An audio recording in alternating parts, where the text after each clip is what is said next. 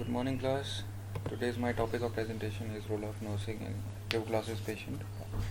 First of all, I would like to ask you what do you mean by tuberculosis, or what is the causative organism which causes the tuberculosis?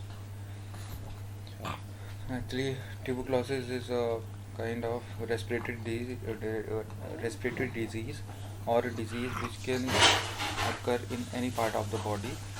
In all cases, actually, the close prolonged contact is required. The most likely to develop the tuberculosis are people who live or having lived in the countries where it is endemic, and the people who have impaired immunity. Means the tuberculosis can transfer from patient to patient or from person to person through droplet infection. The size of bacteria after the water loss will be several microns, and the TB bacteria become lighter in weight due to water loss, and it can be easily transferred to the person to person. What is an infection? What is infectious in tuberculosis actually? Because you know that it is a droplet infection, and it occurs from cough or sneeze by an infected person. And tuberculosis, mycobacterium tuberculosis is present inside the airways. From the lungs, it travels through the airways, and from droplet infection, it transfers from person to person.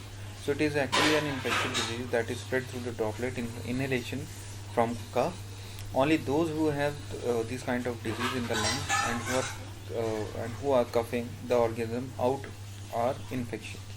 Alright, you know that the tuberculosis is an infectious disease which is spread through the droplet infection or droplet inhalation and cough. And the disease, and those who are having the disease in the lung and who are coughing the organisms out the infection. What will be the role of nursing in case of the TB patient, that is tuberculosis patient?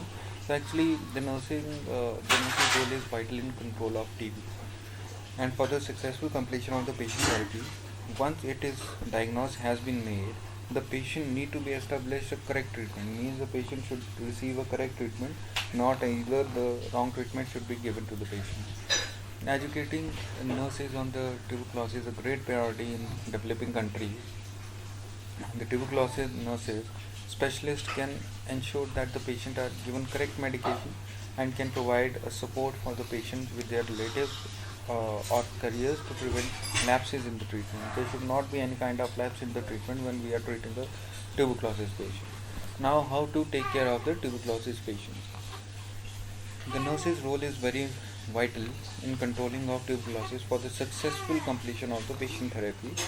Once a diagnosis has been made, the patient has to be establishment of the correct treatment should be there for the patient, caring with the best attention on the medication.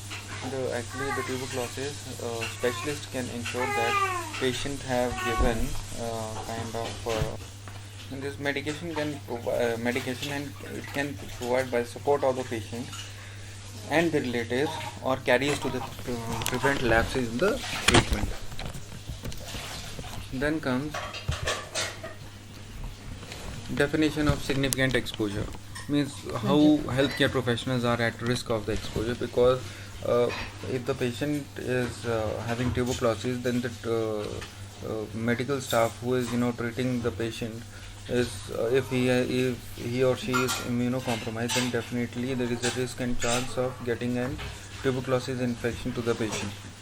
Right. So for a non-immune compromised individual, 8 hours of exposure to an infectious person in a confined space is considered to be a significant contact. Joint Tuberculosis Committee of the British Thoracic Society 2000, they had told for the non-immune compromised individual, 8 hours of exposure to the infectious person in a confined space is considered to be a significant contact actually. Then comes social responsibility of the nurses.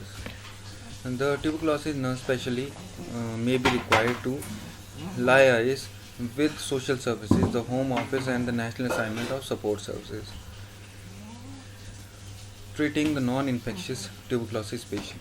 Patients with non-pulmonary disease, including pleural disease, are not at the risk to the others, and that can be nursed in an open ward. Means the patient who are with non-pulmonary disease can be treated in the open ward as well, because it can't be transferred